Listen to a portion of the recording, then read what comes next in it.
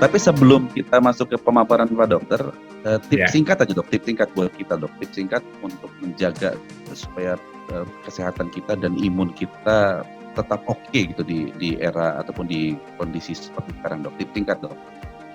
Ya, sebetulnya untuk menjadi sehat sempurna itu hidup tertib teratur, itu saja kuncinya, hidup tertib teratur.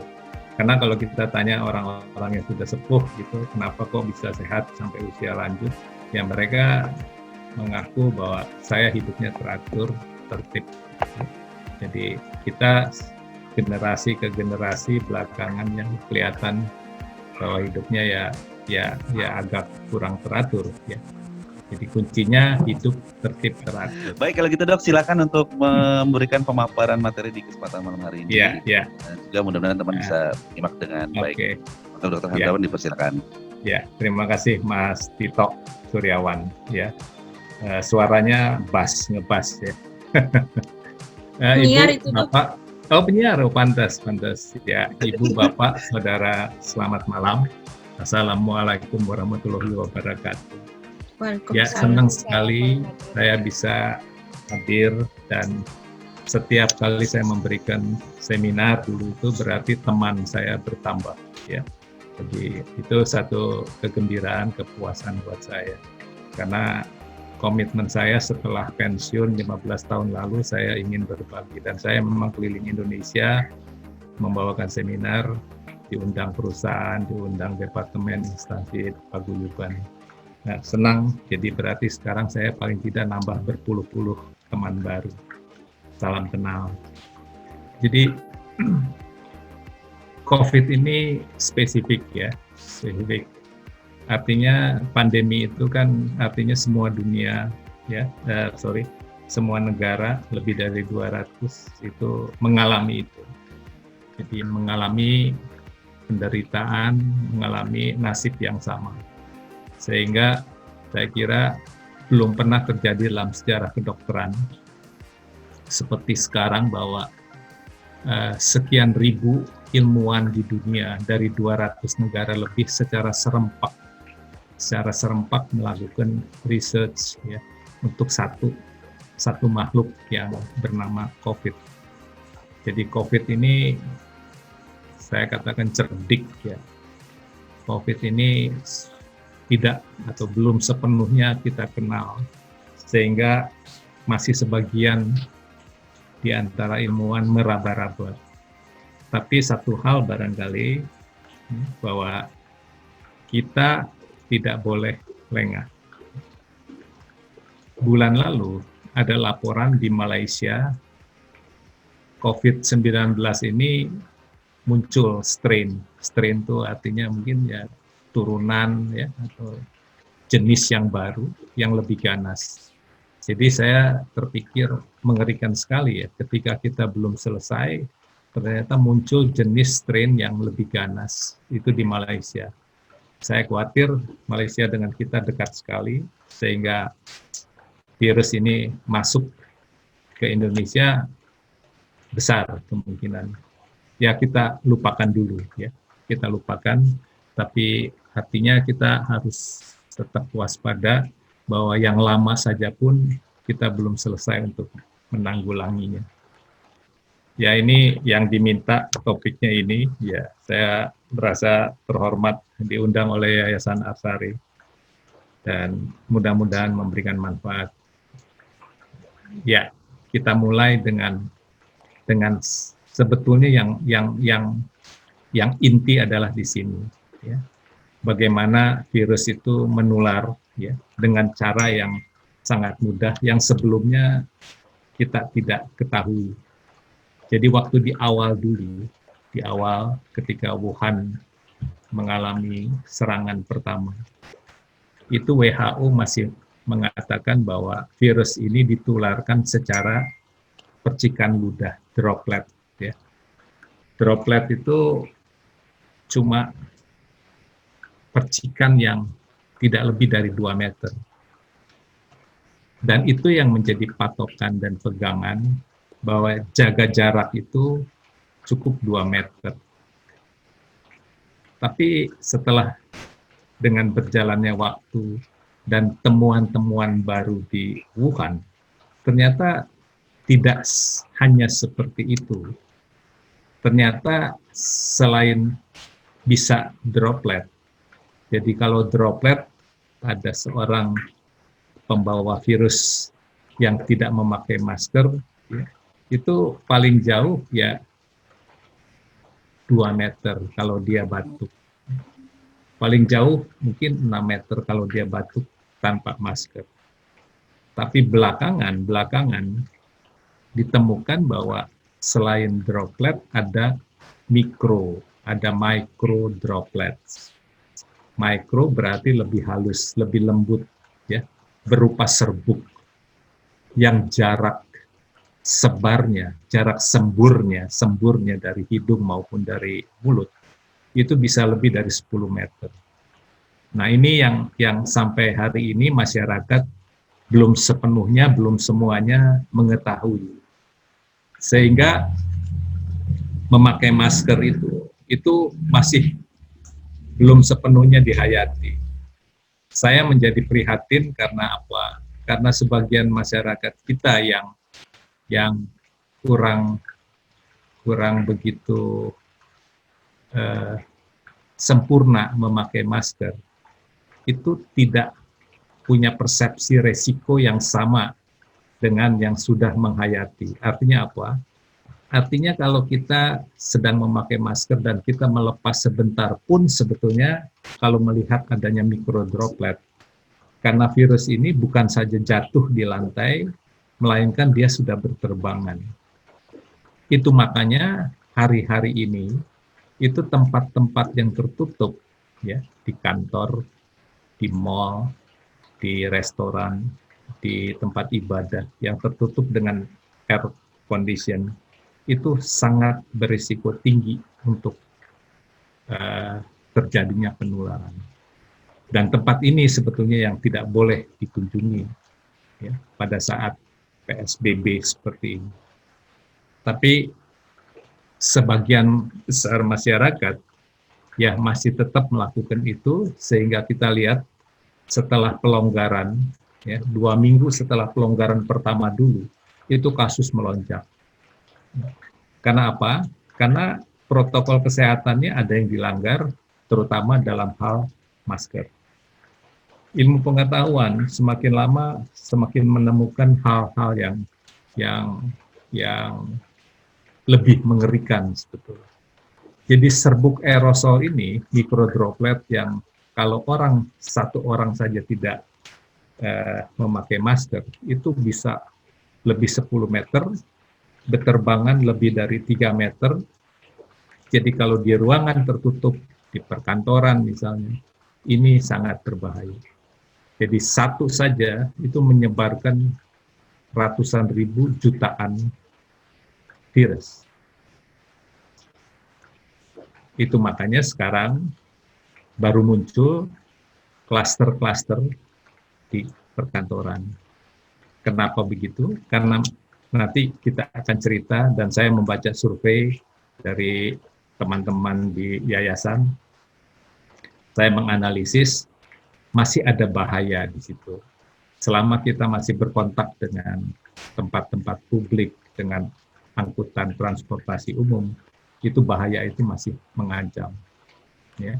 Jadi slide ini ingin menunjukkan bahwa ukuran aerosol itu kurang dari 10 mikron. Ya. Jadi ini tidak seluruh masker bisa menahan ini. Dan saya nanti akan bahas bahwa masker yang kita pakai, jenis masker yang kita pakai itu menentukan apakah itu memang melindungi kita 100%. Dan saya harus katakan bahwa belum semua masker yang kita pakai itu daya lindungnya 100%, termasuk masker bedah. Nah, saya mau sampaikan dari slide ini bahwa percikan ludah yang tidak melekat pada badan, yang tidak masuk ke dalam hidung orang yang diajak berbicara, itu akan jatuh ke lantai. Jadi hanya sekedar orang itu bernafas saja, tidak batuk, tidak bicara, kita lihat di gambar bahwa percikan ludah itu akan jatuh ke lantai 1,5 meter dari jarak orang. Kalau dia batuk, itu 2 meter. Kalau bersin, lebih dari 6 meter.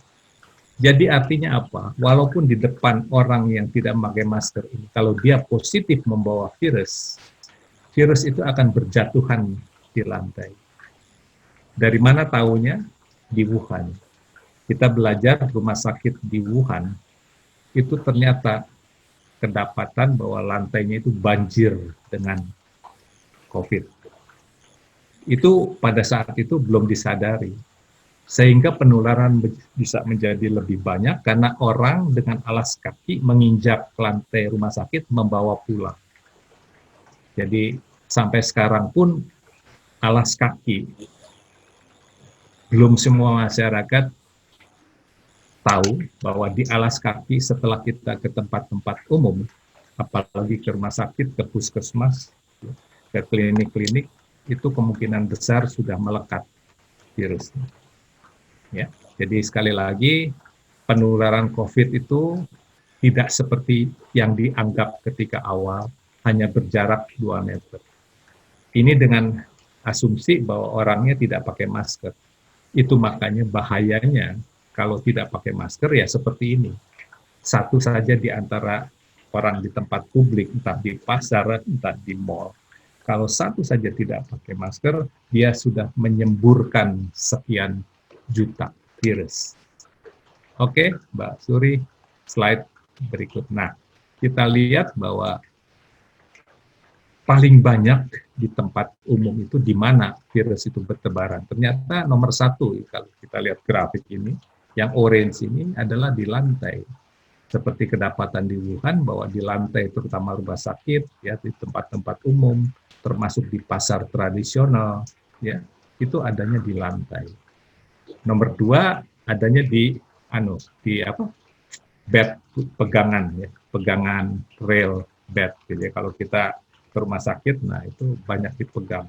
Jadi di tempat-tempat umum itu semua yang disentuh oleh publik, oleh masyarakat, oleh orang yang pengunjung satu tempat, itu berpotensi menjadi sumber penularan. Sehingga ada ketentuan sekarang di mall, kita tidak boleh menyentuh tombol-tombol elevator, tombol-tombol segala macam yang banyak disentuh, ya, termasuk telepon umum dan sebagainya. Yang ketiga banyak ada locker di tempat-tempat layanan kesehatan terutama. Ya. Jadi sebelum saya lupa, saya harus sampaikan bahwa kenapa tenaga kesehatan Indonesia itu ternyata terbanyak yang menjadi korban dari COVID.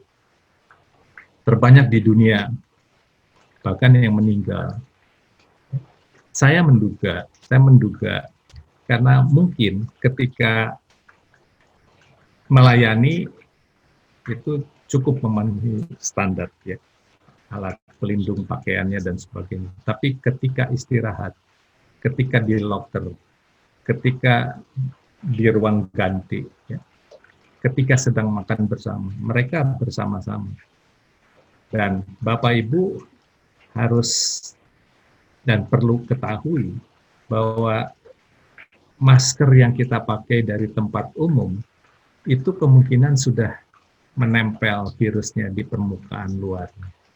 Demikian juga tenaga kesehatan yang melayani pasien yang positif COVID, itu besar kemungkinan atau hampir pasti pakaiannya sudah dilekati oleh virus. Rambutnya, kepalanya, semua kulitnya yang tidak tertutup itu melekat virus. Jadi kalau cara melepaskan atau berganti pakaiannya itu di sembarang tempat atau dengan cara yang keliru, itu virus akan bertebaran. Ya. Terbukti di Wuhan itu kedapatan bahwa virus itu banyak di lantai kamar ganti. Virus itu banyak ternyata di toilet rumah sakit. Ya, karena ketika melepaskan, menanggalkan pakaian, virus itu berguguran, ya, berjatuhan ke permukaan dan ke lantai. Ya, nah, yang lainnya ya di alat-alat kedokteran, ya di tombol listrik, di kursi, ya di toilet, ya di tempat duduknya dan di bak flushingnya. Dan yang sama banyak dengan yang di lantai adalah exhaust fan.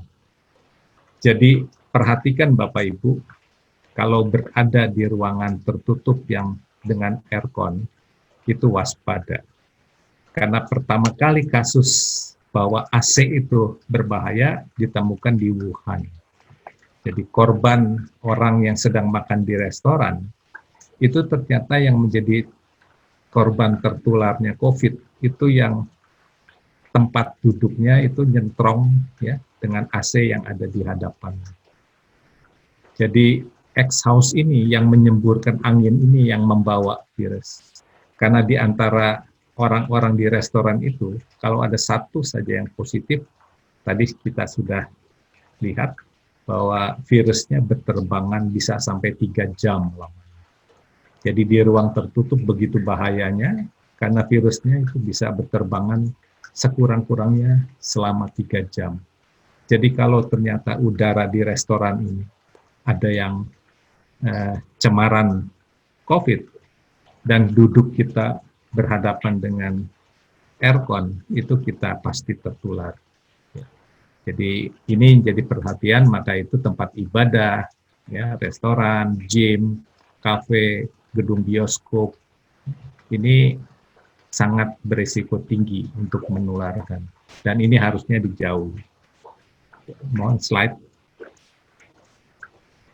Ya, jadi benda-benda apapun yang ada di luar rumah, jadi bukan di dalam rumah, yang ada di tempat umum, ada di tempat di luar rumah, ini yang terlama virus bisa bertahan kalau dia ada di kertas, ada di kaca, di kayu, ya, di besi dan plastik, bisa berhari-hari. Apa implikasinya bagi kita? Saya ada tetangga yang sebetulnya patuh sekali memakai protokol kesehatan, tapi kok dia positif COVID. Ternyata setelah ditelusuri, itu diperoleh dari uang kembalian di pasar tradisional. Jadi saya mengamati ada survei bahwa teman-teman di yayasan itu masih ada sekian banyak yang ke pasar tradisional. Hati-hati, ya hati-hati. Di pasar itu jauh lebih padat sebaran COVID. Entah itu dari permukaan barang-barang dagangan, entah itu ayam, entah itu sayur, ya. Jadi saya melihat hampir setiap pasar tidak sepenuhnya pedagang itu memakai masker. Kalaupun ada yang pakai masker, maskernya tidak tepat dan tidak penuh melindungi. Jadi waspada, karena di luar rumah benda-benda ini bisa ditempeli oleh COVID untuk waktu yang lama. Termasuk kardus, ya, sarung tangan medis 8 jam. Jadi kalau tenaga kesehatan membuka sarungnya,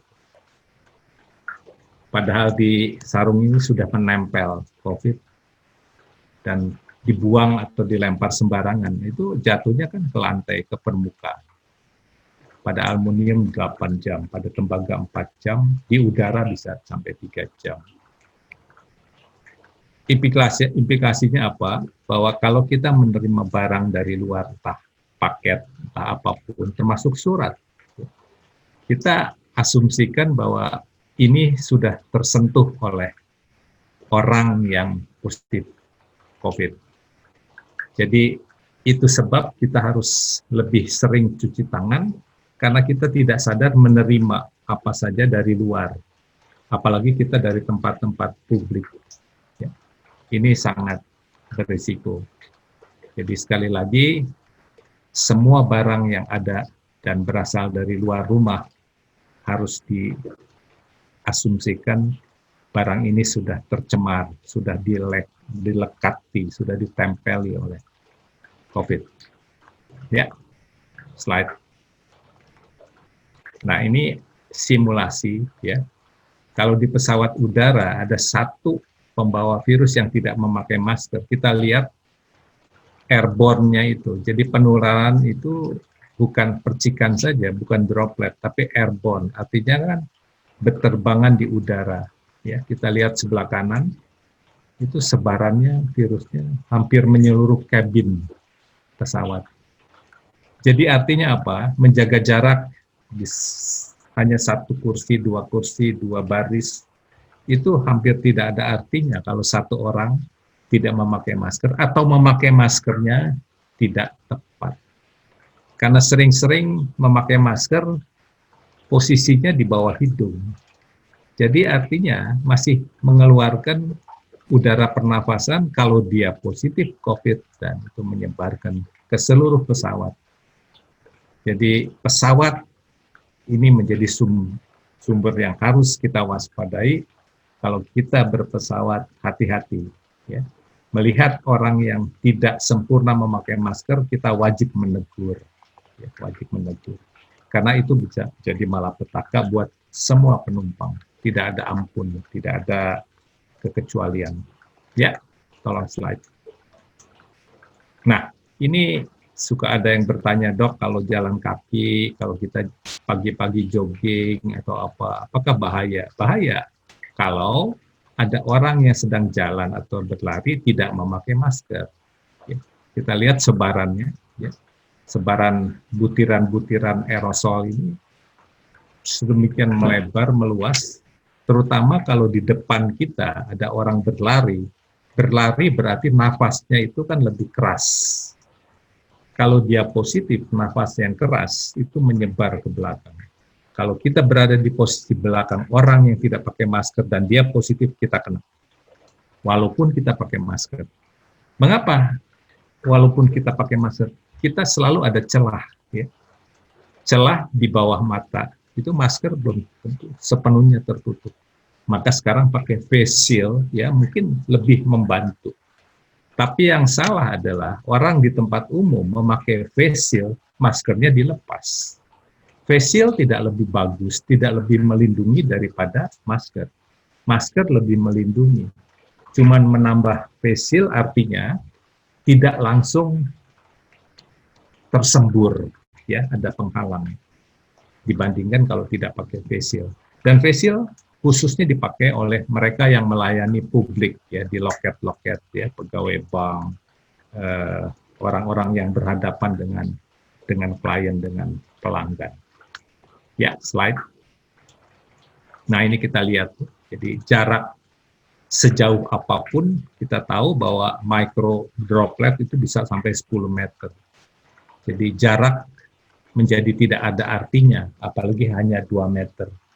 Kita harus sadar bahwa ada droplet, ada aerosol yang memungkinkan lebih dari 2 meter, bahkan bisa 10 meter. Jadi kalau orang lain tidak pakai masker, ya kita harus lebih ketat.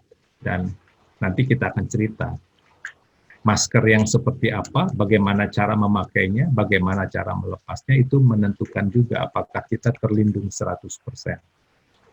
Ya, slide. Nah, ini simulasi, ya. Kalau sedang berbicara, dua-dua tidak memakai masker. Kalau salah satunya positif, COVID, nah ini sangat beresiko tinggi, very high. Kalau satu pakai masker, tapi yang positif tidak pakai masker, masih tergolong tinggi. Kalau yang membawa virusnya pakai masker pun, ya, itu masih tetap menembus. Jadi virusnya masih tetap bisa keluar sebagian, tapi tidak sehebat dibandingkan yang di atas, yang sama sekali tidak pakai masker. Jadi kalau orang yang positif COVID pakai masker dan kita tidak pakai masker, kita pasti kena. Nah, kalaupun dua-duanya memakai masker, juga masih tetap bisa kena, ya kalau kita memakai maskernya, celah di bawah matanya itu masih terbuka. Karena kita tahu aerosol itu halus sekali, lembut, ya, dan tidak tampak dengan kasat dengan mata telanjang. Jadi ini harus menjadi kewaspadaan. Saya tidak mau mengatakan menjadi ketakutan ya, tapi lebih tepat kalau membuat kita lebih waspada. Ya, slide. Nah, bagaimana sebetulnya supaya COVID ini berhenti? Artinya tidak berkepanjangan. Kita harus putuskan rantai penularannya. Itu bahasanya bahasa epidemiologis ya. Orang epidemiologis belajarnya seperti ini. Jadi kalau ada virus patogen yang berpenyakit, ya, dia reservoirnya di mana? Ya. Kalau misalnya demam berdarah, reservoirnya dia di nyamuk. Pintu masuknya di mana? Karena setiap virus, setiap bibit penyakit punya pintu masuk. Jadi ada yang pintu masuknya lewat saluran pernafasan, ada yang pintu masuknya lewat saluran pencernaan. Jadi kalau yang pernafasan, ya COVID ini, ya COVID ini pintu masuknya saluran pernafasan, yaitu hidung, mulut. Ada yang bertanya, kok bisa lewat mata, dok? Ya, karena mata punya saluran yang berhubungan dengan hidung. Jadi walaupun masuknya lewat selaput lendir mata, dia akhirnya akan sampai ke hidung juga. Nah, terjadi penularan, nah, keluarnya dari mana? Macam-macam virus. Ya. Jadi pada COVID kita tahu bahwa sel yang menerima virus itu ada. Ya. Jadi sel itu ada di saluran pernafasan. Mulai dari selaput lendir hidung, di kerongkongan, di tenggorok, sampai pembuluh paru-paru, sampai ke ujung pembuluh paru-paru. Jadi virus itu begitu masuk, dia melekat, dia menembus, memasuki sel. Jadi ada anggapan kalau kita pakai minyak kayu putih kan bisa membunuh. Ya kalau virus itu belum masuk sel, bisa. Karena minyak kayu putih, saya kira itu sama ampuhnya dengan sanitizer, ya, sama dengan alkohol. Virus itu berada di luar tubuh manusia, ya mati. Tapi kalau dia sudah masuk ke dalam tubuh, bagaimana mengejarnya? Jadi ada yang bilang minum minyak kayu putih, virusnya mati. Itu tidak masuk nalar ilmu kedokteran. Ya, jadi kalau sudah masuk sel harus dengan obat yang bisa menembus ke dalam sel. Karena bibit penyakit yang masuk ke dalam sel tubuh itu virus. Dia masuk ke dalam sel, dia memakan materi genetik sel sampai selnya mati. Itu virus.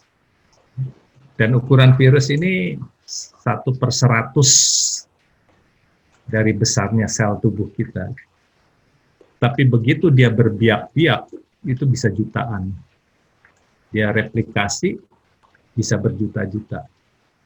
Nanti kita akan bicara, kenapa ada yang sakit ringan, sakit sedang, sakit berat, itu tergantung seberapa banyak virus masuk ke dalam sel tubuh kita. Ya, slide. Nah, ini yang agak jelimet ya. Cuma saya mau mengatakan bahwa reproduksi dari virus, ya. Artinya, begitu reproduksi virus ini semakin tinggi, itu penularannya memang semakin banyak. Dan itu seperti deret ukur. Ya. Hitungannya hari, ya, berapa dalam satu hari menularkan satu orang menularkan kepada orang lain. Itu angka reproduksi virus. Patokannya, kapan pandemi ini selesai? Kalau kurang dari 1 RO-nya. Nah, selama satu pembawa virus masih menularkan lebih dari 1, belum selesai. itu tujuannya PSBB, itu jangan lagi ada penularan-penularan lagi. Karena selama masih ada penularan dan reproduksinya lebih dari satu, itu belum selesai, belum akan selesai. Jadi satu orang terinfeksi, dia akan menyebarkan kesekian orang lagi, itu deret ukur. Jadi epidemiologis memang secara praktis kita lihat di grafik ini, kalau pakai masker itu angka reproduktifnya akan turun. Kita lihat grafik yang kecil. Tapi kalau tidak pakai masker dan tidak jaga jarak, dia akan selalu tinggi. Jadi kenapa kurva itu belum turun-turun? Karena pengaruhnya ya dua ini, masker dan jaga jarak. Gampang sebetulnya. Cuma kalau ditanya kenapa Indonesia kok susah amat ya? Karena kepatuhan masyarakat. Kita lihat Vietnam itu luar biasa. Thailand juga luar biasa. Korea Selatan luar biasa. Apa kuncinya? Masyarakatnya sangat patuh. Kita tahu Vietnam ditekan oleh Amerika sekian puluh tahun, dia tidak mau sengsara. Dia patuh. Patuh pada pemerintahnya. Saya harus patuh supaya saya tidak sengsara.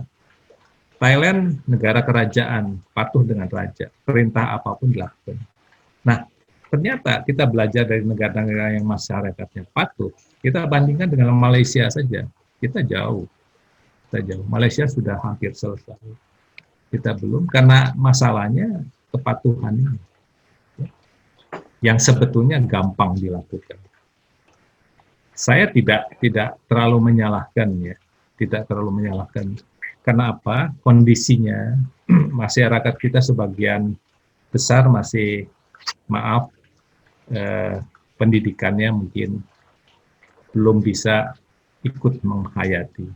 Sehingga dia mau memakai masker karena takut dihukum.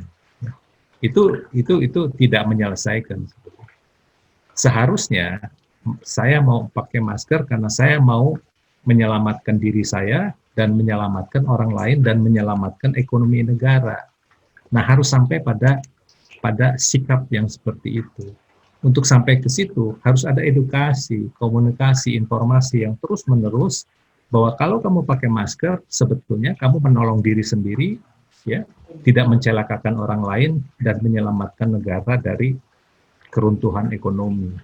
Sekarang Indonesia sudah dinyatakan resesi, artinya kan kemunduran ya, bahwa pendapatan negara sangat menurun hanya karena gara-gara ya saudara-saudara kita ini yang tidak patuh pakai masker.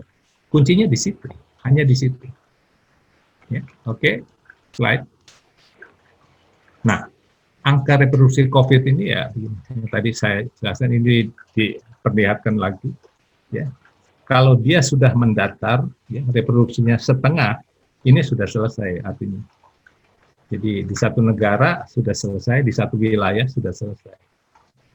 Di kita masih tetap di atas 1. Jadi artinya terus setiap hari, kemarin rekor sampai 4.000 kasus baru. Jadi susah ya, susah.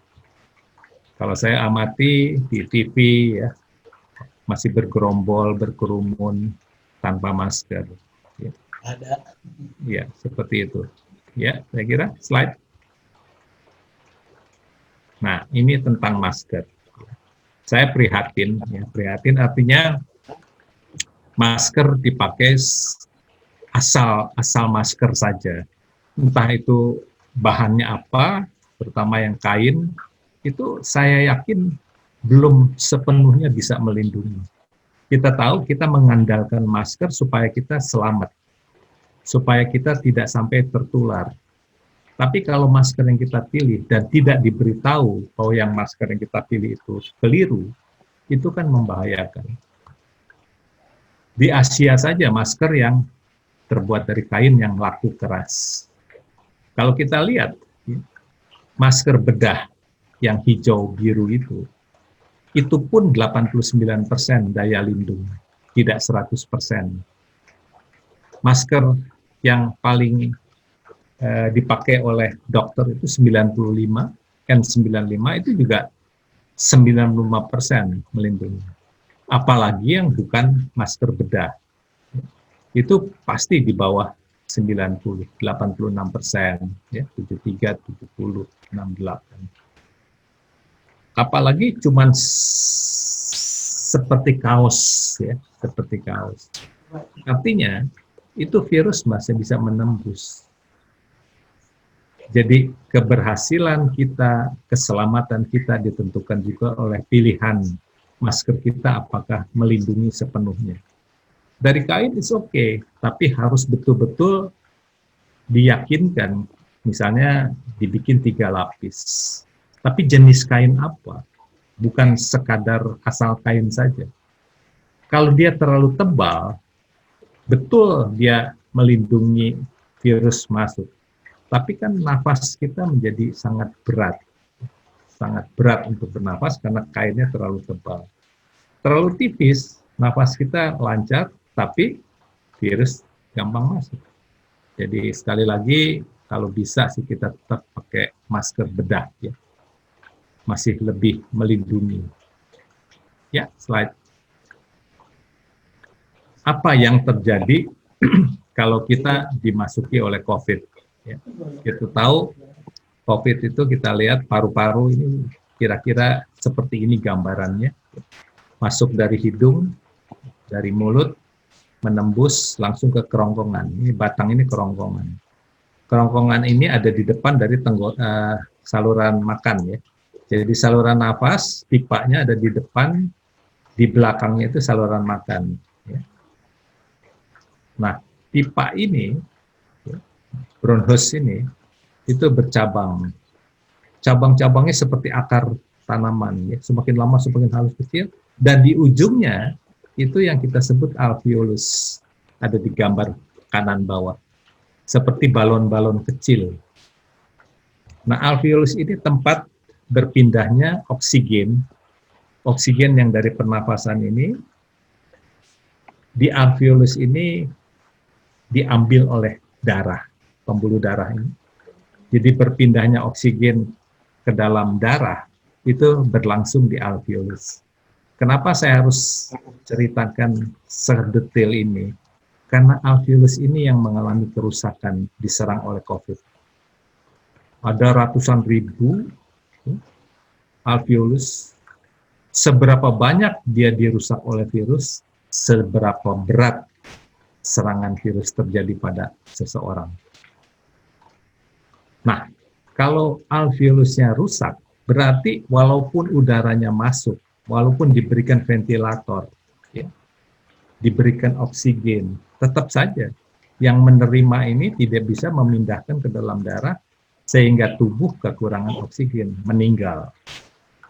Semakin banyak alveolus yang dirusak, semakin cepat orang ini meninggal. Selain ini, di saluran nafas mulai dari atas sampai ke bawah, itu terbentuk lendir.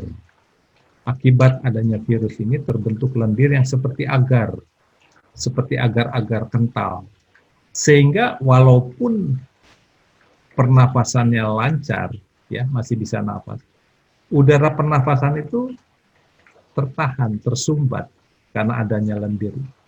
Jadi akhirnya juga sama, bahwa alveolus tidak bisa menerima oksigen yang cukup oleh sumbatan itu. Maka di beberapa negara dengan pengobatan timur, ya, pengobatan timur, itu dilakukan pengenceran, ya, dari lendir yang sudah seperti agar, supaya longgar.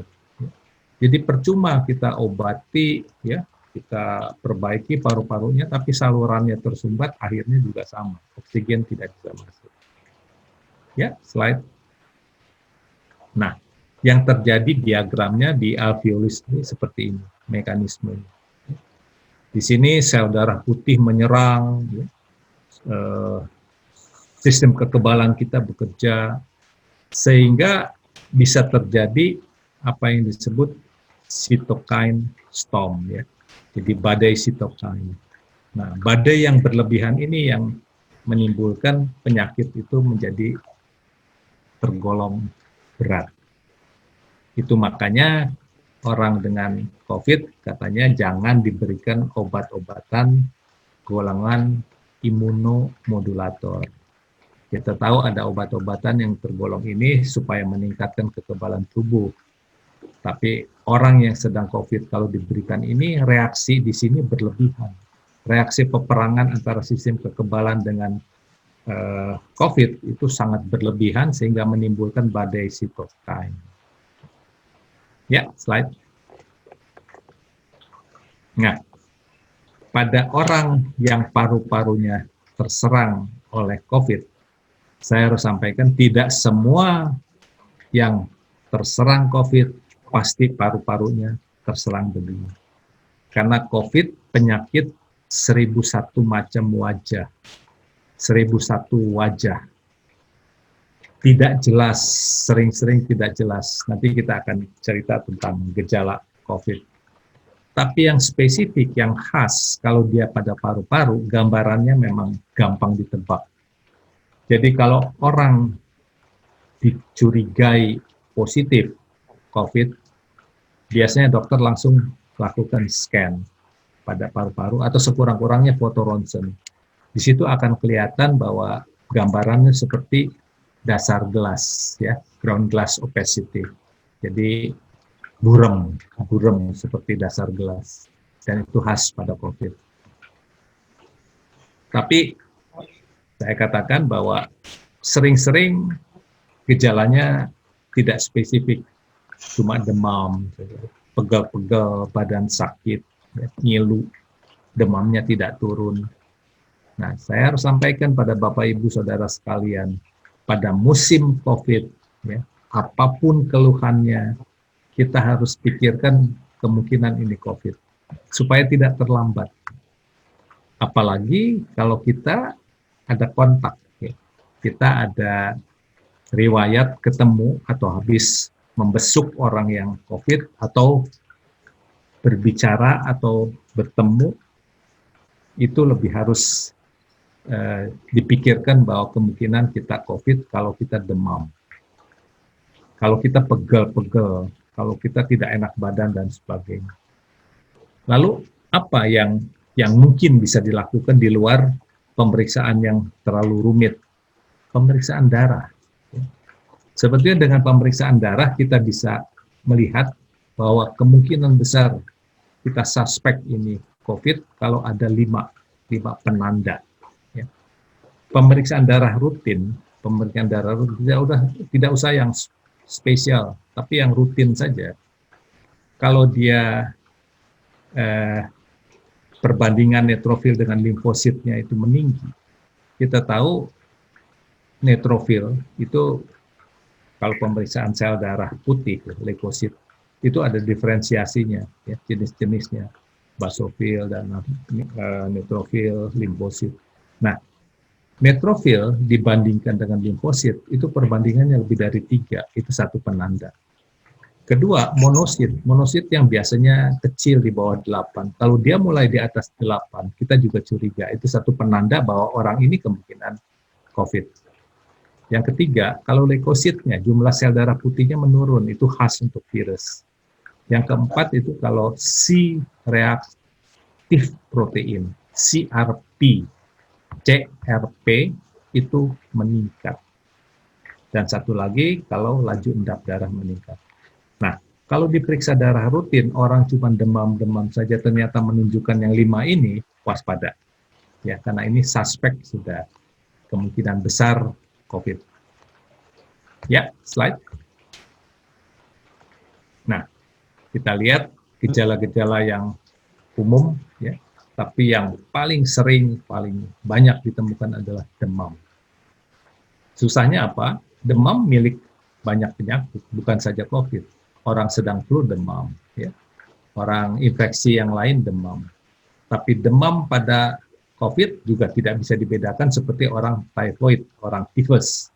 Orang tifus demamnya maghrib, demamnya sore, pagi, siang tidak. Tapi kalau COVID terus-menerus, dan demamnya ya sama dengan demam yang lain. Kita baru tahu kalau itu demamnya itu karena COVID dengan pemeriksaan tes rapid. dengan PCR, dengan memeriksa darah. Ya. Yang lain batuk kering, kelelahan, ada dahak di tenggorokan, napas pendek-pendek, nyeri otot, sakit tenggorokan, sakit kepala, menggigil, mual atau muntah, hidung tersumbat atau diare. Ada saya temukan kasus hanya diare. Kita pikir diare salah makan, kita pikir diare karena infeksi saluran pencernaan. Ternyata berlanjut diperiksa COVID. Jadi sekadar diare saja pun ternyata bisa COVID. Slide. Nah, kenali gejala. Hari pertama sampai ketiga ya gejalanya seperti masuk angin, tenggorokan, nggak enak, tidak demam, tidak lelah, makan, minum normal. Ini masih awal ya, sampai hari ketiga. Sampai hari keempat baru terasa tenggorokan. Jadi kalau kita perhatikan ya, gejalanya ini progresif. Artinya dari yang ringan kok tambah berat, suhu bertambah tinggi, ya, dan menambah keluhan-keluhan lain, termasuk diare. Dan pada hari ketujuh, kita lihat nyeri kepala berlebihan, nyeri sendi tubuh, nafas menjadi pendek, ya, diare lebih banyak. Hari ke-8 juga semakin parah, hari ke-9 bertambah buruk. Ya. Saya mau sampaikan pada Bapak, Ibu, Saudara sekalian, bahwa 95% orang yang positif COVID itu akan sembuh sendiri. Jadi sebetulnya kita tidak harus demikian takutnya, karena sebagian besar atau sekitar 95% dia akan sembuh sendiri. Kenapa sekarang sepertinya mengerikan sekali? Ya karena media sosial, dan itu diekspos, apalagi orang-orang selebritis yang meninggal diekspos. Jadi seolah-olah mengerikan sekali. Angka kematian 2-3% saja sebetulnya. Ya. Dan itu menimpa orang-orang yang sudah usia lanjut, lebih menimpa orang-orang yang dengan penyakit penyerta. Ya, mereka yang komorbid, kita sebutnya komorbid. Jadi kalau ada kencing manis, ada hipertensi, ada gangguan jantung, penyakit ginjal, mereka-mereka ini yang kalau terkena ini menjadi korban terenggut nyawanya. Tapi kalau kita badannya sehat, usianya masih muda, ya sebetulnya akan sembuh sendirinya. Menjadi berat, nah tergantung. Jadi berat, ringan, atau kritis itu tergantung seberapa banyak virus masuk ke dalam tubuh kita. Seberapa ganas jenis virusnya. Semakin banyak virus masuk, semakin lama kita berada di satu area yang tercemar virus, semakin berat penyakit yang mungkin kita derita. Semakin sedikit virus masuk, semakin sebentar kita berada di area, semakin tinggi kekebalan kita, semakin ringan penyakit. Jadi artinya ada faktor jumlah virus, faktor keganasan virus, dan faktor kekebalan tubuh. Yang kita bisa usahakan, kita tidak berada di tempat umum yang kemungkinan besar beresiko tercemar oleh virus, yaitu di tempat-tempat umum. Satu yang kita bisa lakukan. Kedua, di tempat umum, kita batasi waktunya. Kalau kita tidak perlu, tidak berlama-lama di tempat umum. Yang ketiga, yang ini yang paling penting adalah meningkatkan kekebalan tubuh kita. Karena matematiknya seperti itu. Jumlah virus, keganasan virus, ya, dikalikan berapa lama kita berada di area tercemar, dibagi kekebalan tubuh. Kalau kekebalan tubuh sebagai angka penyebut lebih tinggi dari pembilang, kita tidak akan sakit. Kalaupun sakit, sakitnya ringan. Jadi matematikanya begitu. Pembilangnya adalah jumlah virus, lamanya, keganasannya, dibagi dengan kekebalan tubuh sebagai penyebut. Kalau pembilang bagi penyebut pembilang lebih besar, berarti kita sakit. Kalau pembilang dibagi penyebut lebih besar, berarti kita tidak akan sakit. Jadi kunci Paling kuat adalah kekebalan tubuh. Tapi masalahnya kekebalan tubuh setiap orang itu individual, tergantung gaya hidupnya. Nanti kita akan bicara tentang gaya hidup. Ya, slide. Nah, serangan COVID pada sel lansia ini berbeda. Ini masalahnya.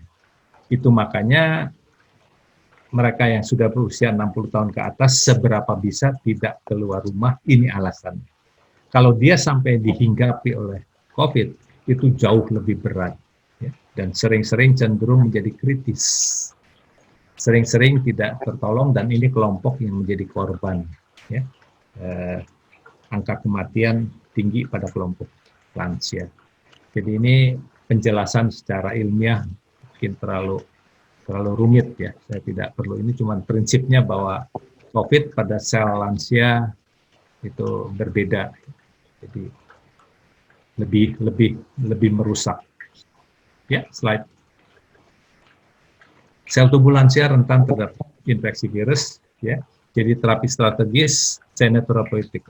Jadi sel-sel lansia itu sel-sel yang tua, ya, itu punya masalah sendiri. Virus lebih cepat berbiak ya pada sel lansia. Replikasi virus pada sel lansia meningkatkan replikasi sehingga kerusakan sel lebih banyak karena dia menyebarkan pada sel-sel yang masih sehat. Perlu terapi agar sel yang mati tidak menyebarkan virus mengenai sel yang belum mati. Jadi ini ada satu research dengan memakai antibiotik azitromisin yang sekarang beberapa rumah sakit saya kira juga masih memakai. Dulu orang bertanya, kok virus dilawan dengan antibiotik? Virus tidak mati dengan antibiotik, tapi ternyata terutama untuk orang-orang lansia ini ada efek, ya, sehingga sel-sel yang belum terkena, yang masih sehat tidak terdampak. Oke, slide. Nah, ketika usia menua, ya, yang terjadi dalam tubuh adalah seperti ini. Dari kecil sampai besar, dewasa dan tua, itu dibentuk metabolit ya, yang merangsang sel darah putih, leukosit dan sel pembeku darah. Jadi saya perlu jelaskan di sini, keterlibatan sel darah putih ini besar pada COVID, ya, terutama monosit. Tadi kita sudah bilang sel darah putih diferensiasi yang monosit ini meningkat, ya, perbandingan neutrofil dengan limfosit juga meningkat. Dan sel pembekuan darah tadi saya belum sebut terjadi masalah. Sehingga kematian pada COVID bukan semata-mata karena sumbatan nafas di paru-paru, bukan semata-mata gagal paru-paru, gagal nafas, tapi bisa juga karena ada masalah dengan pembuluh darah. Ya. Sumbatan pada pembuluh darah menyeluruh di dalam tubuh. Ya, kita tahu bahwa metabolit ini ya, berpengaruh terhadap monosit, terhadap neutrofil, dan sel pembeku darah. Dalam proses orang menjadi tua, ternyata terjadi peradangan yang menyeluruh pada tubuh. Nah, pada penyakit COVID, itu mekanismenya ada seperti ini. Jadi peradangan yang menyeluruh pada tubuh. Saya mau katakan di sini bahwa peradangan yang menahun pada tubuh itu bagian dari terbentuknya hipertensi, ya, penyumbatan, penyempitan pembuluh darah aterosklerosis. Pada usia tua metabolit ini meningkat, ya, sehingga terjadi peradangan yang menyeluruh. Jadi orang menjadi tua sebetulnya semakin dirongrong, semakin diganggu oleh proses peradangan yang menyeluruh. Maka itu sekarang dunia sedang memperhatikan bagaimana meredam supaya peradangan yang menyeluruh pada tubuh ini bisa dihentikan. Caranya dengan kunyit. Kita beruntung Indonesia punya kunyit. Ternyata kunyit ini itu punya khasiat anti peradangan. Jadi kalau Bapak Ibu baca di Google, cari saja kurkumin. Itu di mana-mana negara sedang in, ya. Orang sedang memikirkan paling tidak untuk mengerem peradangan pada usia tua itu dengan kunyit, dengan kurkumin, supaya proses peradangan yang merusak tubuh sehingga cepat menua itu bisa ditekan. Ya, slide. Nah, penyakit penyerta yang berisiko tinggi, ya. Jadi kita tahu orang menjadi korban COVID lebih buruk pada orang yang punya penyerta, punya komorbid. Ternyata mereka yang ada gangguan darah, ya. Ada yang leukemia, ada yang kanker darah, adanya kanker kelenjar getah bening, ini paling tinggi. Jadi kalau orang yang sedang mengidap dua penyakit ini, itu resikonya untuk meninggal lebih besar. Ya, yang lain adalah kencing manis yang tidak terkontrol. Hati-hati Bapak Ibu yang punya penyakit kencing manis dibandingkan orang normal pada usia yang sama, mereka lebih punya resiko untuk lebih berat. Ya. Sekurang-kurangnya lebih berat mengalami penderitaan COVID dibandingkan yang tidak ada penyakit penyerta.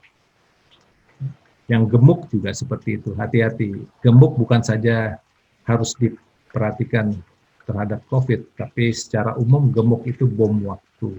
Mohon maaf. Gemuk bom waktu untuk terjadinya begitu banyak penyakit.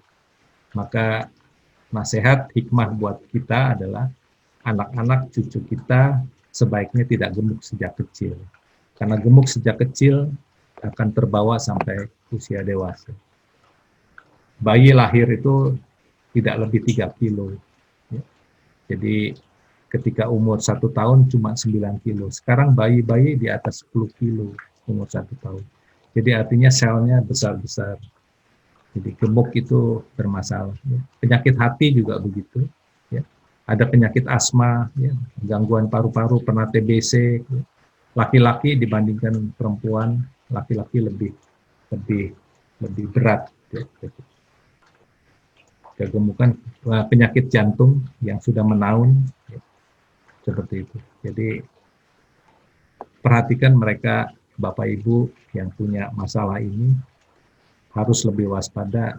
Syukur-syukur tidak sampai kena COVID, kalau kena COVID tergolong yang berat. Slide. Nah, ini cerita tentang rapid test, ya. Jadi rapid test. Kita memahami rapid test, ya, yaitu pemeriksaan antibodi. Ya. Jadi kalau tubuh orang dimasuki virus apapun, badan akan melawan dengan membentuk zat anti yang namanya antibodi terhadap jenis penyakit itu. Jadi spesifik. Kalau virus COVID yang masuk, dia bikin zat anti terhadap COVID. Kalau virus lain, ya terhadap itu. Nah, spesifik. Orang kemasukan COVID, antibodi akan terbentuk setelah hari ke-7. Ini Bapak Ibu perlu tahu. Jadi bisa lebih menganalisis. Artinya apa? Pemeriksaan rapid test itu kan untuk mengetahui tubuh itu sudah ada antibodi terhadap COVID belum.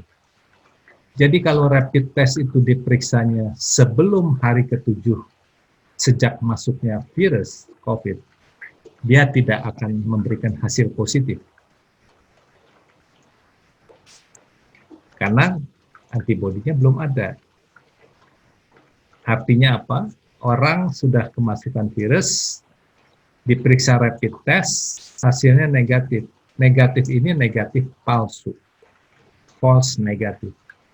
Sebetulnya orang itu sudah COVID, tapi rapid testnya karena dilakukan sebelum 7 hari, maka negatif. Jadi hati-hati, mereka yang rapid test negatif, jangan bersenang-senang dulu bahwa saya tidak sedang menderita COVID.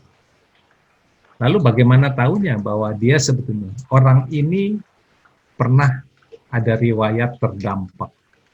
Maka itu pentingnya tracing, menelusuri, melacak. Jadi kalau dia ada riwayat dalam 1-2 minggu bertemu dengan seseorang yang ternyata terbukti COVID positif, nah dia harus waspada. Saya hampir pasti sudah tertular. Jadi membaca rapid test negatif belum tentu betul-betul negatif.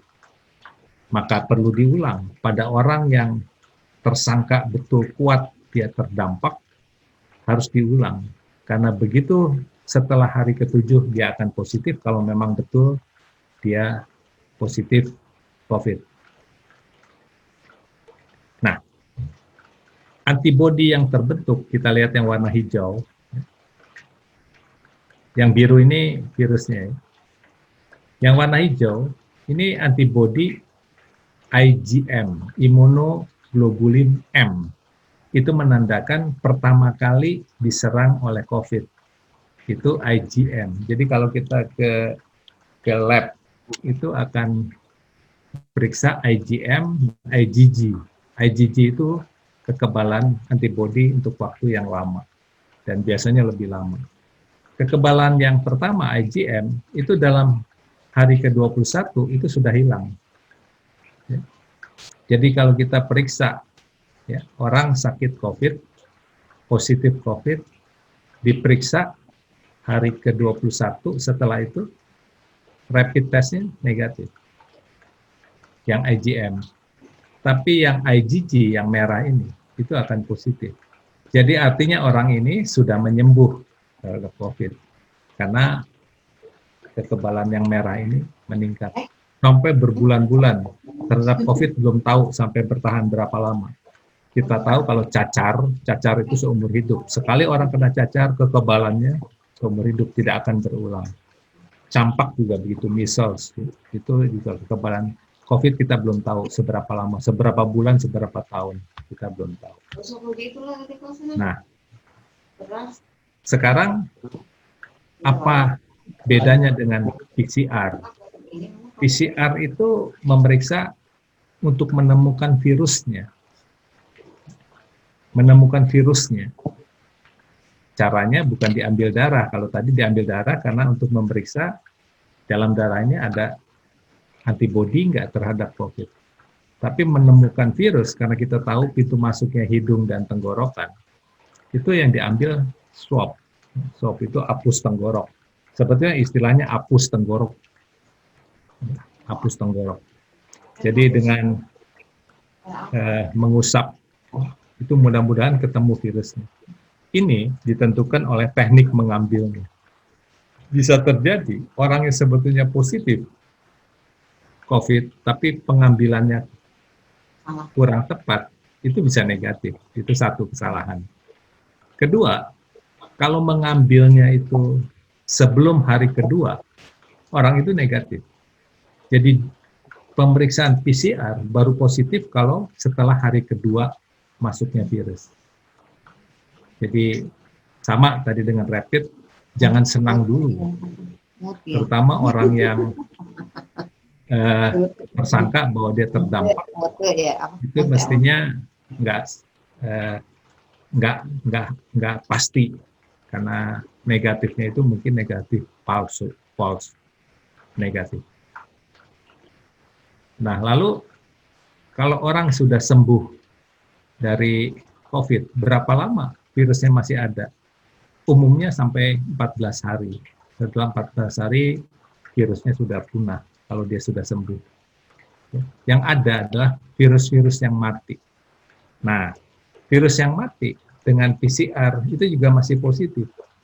Ya, jadi positif setelah orang sembuh, bukan berarti orang itu belum tentu sembuh. Dilihat kapan. Kalau sudah lewat hari 14, ya mungkin positifnya karena virus yang sudah mati itu terambil. Oke? Ya, berikut slide. Nah, ini kelemahan tes PCR tertunda. Ya. Jadi, mestinya PCR itu real time, ya, maka disebut RT, depannya real time. Jadi pada hari pengambilan, pada saat pengambilan hasilnya pada saat itu. Kalau sudah tertunda berhari-hari, artinya pada hari berikutnya kan tadinya negatif, orang itu sudah ketemu ya ke pasar, ya kumpul makan-makan, jadi positif.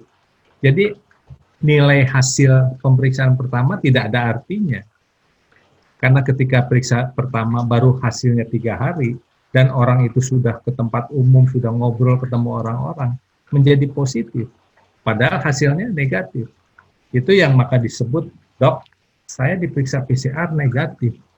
Tapi kok kemudian saya jadi sakit? Ya itulah, mestinya setelah diperiksa PCR, waktu menunggu itu tidak kemana-mana.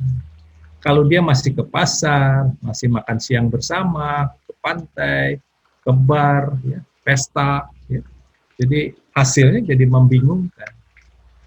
Jadi menerangkan bagaimana saya waktu dites negatif, kok berapa hari kemudian saya jadi sakit COVID. Ya sakitnya bukan pada saat diperiksa, sakitnya setelah itu kita tercemar, kita tertular.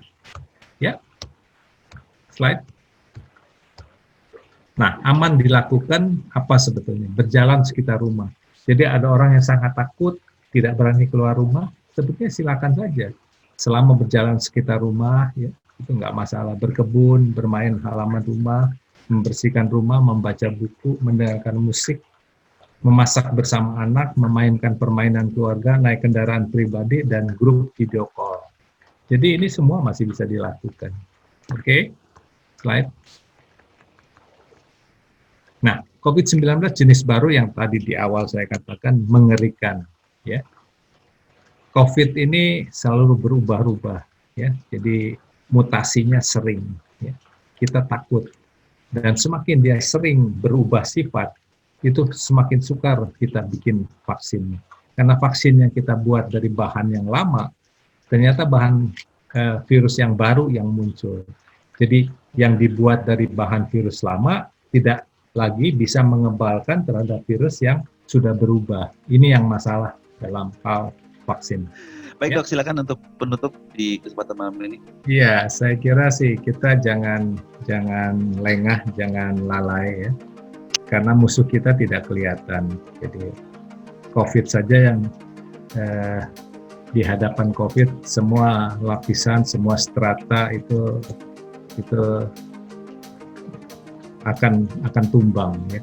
Jadi saya agak miris ya, ada konglomerat ya baru 60 tahun karena COVID, dari sopir dan sebagainya. Jadi semua ini pengetahuan ini menjadi bekal untuk melindungi kita, dan terlebih saya kira kasihan Pak Jokowi ya, terus berpikir siang malam, tapi kitanya lalai. Saya mau himbau masyarakat termasuk teman-teman di yayasan ya, patuhilah, karena dengan begitu bukan menolong diri kita sendiri saja, tapi menolong orang lain dan bangsa dan negara. Saya kira itu ya.